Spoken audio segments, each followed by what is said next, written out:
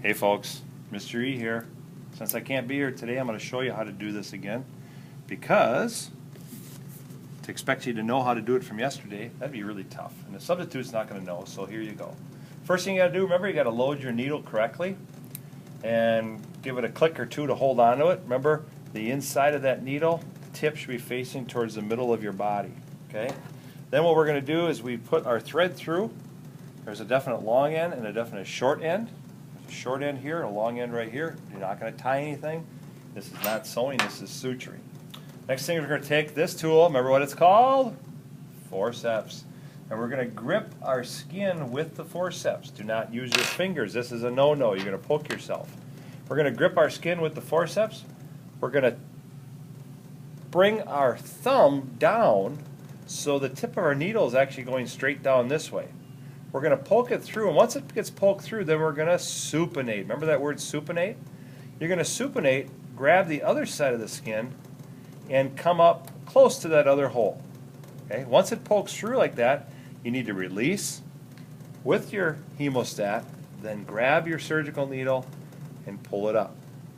Now, once you do that, what we're going to do is we're going to lay our needle down, and we're going to put all of our tools down for a second, and we're going to put our finger on the string here and pull the needle off the string and get our needle up there. Okay? Now what we're going to do is we're going to have a definite long end to our left, definite short end to our right. The long end is going to be our looping end. Remember, long left loop. First thing we do is we take our hemostat, we put it between the short and long end, we tilt it back slightly. That's going to keep our loops on there a lot better. I'm going to take my left hand, I'm going to reach over, I'm going to grab my suture material, my long suture material. I'm going to come around once, twice, 3 times with this type of thread, because this is not actually suture thread, but it's our best low-cost alternative. We're now going to hold on to our long end with our hand. Don't let go of it, and we're going to go what we call fishing. Now, it's important that you grab the end of the fishing line on the right side. All right. Once we grab it, then we tilt our tool down. We pull off the loops and pull back on that short end. As we're tightening the knot, before we get it all the way done, we're going to want to take our long end, which started on the left side, and crisscross it to the right side.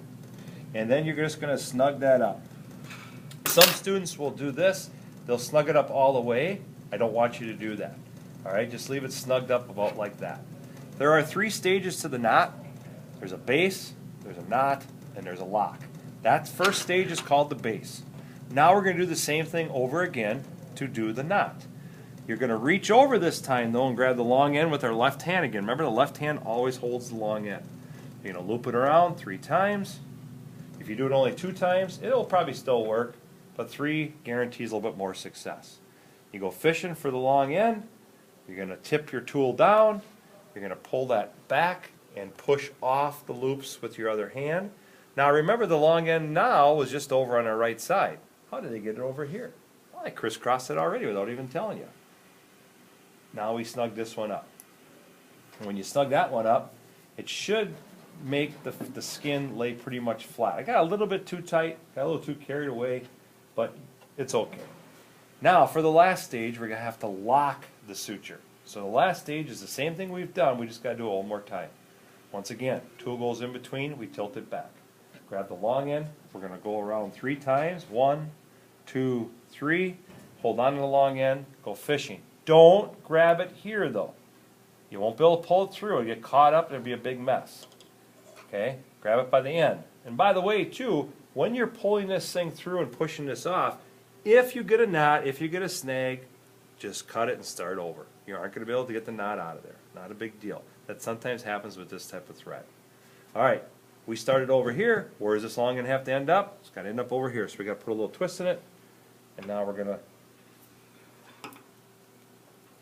tighten it up the rest of the way. I actually had too long of a piece of string. Made it a little bit tougher. Now, once you're done with that, that knot should be secure. Should be done. All you have to do then is take your scissors and cut off about a 1/4 inch away from each side of the knot. Be careful not to recut your suture. And that, my friends, is called a simple interrupted suture done by a surgical square knot. is what that is. I want you to do 1, 2, 3 of these by the end of the period today, if you can. Everybody help each other. Everybody pitch in. Don't get frustrated. Work with each other, and I think things will go pretty good. All right. Thank you. Bye-bye.